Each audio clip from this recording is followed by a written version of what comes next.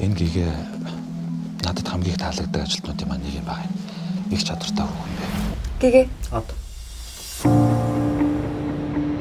Гойдоо хийгээл алтартаа боллоо гэж эцээ сэтгэж өгөөч.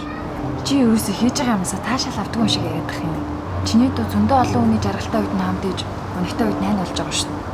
Ядаж ингэж боддгүй юм. За бидэд өчнөө цаг бэллээ шүү дээ. Одоо тарцгаая за. Шинэ юу нь яац юм?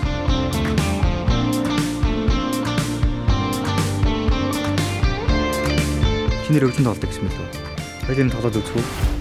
Бид хоёул оролдол үзье.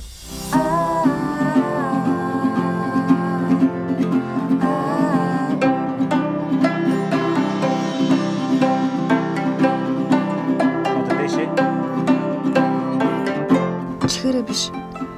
Зүрхээрээ сонсох хэрэгтэй дээ.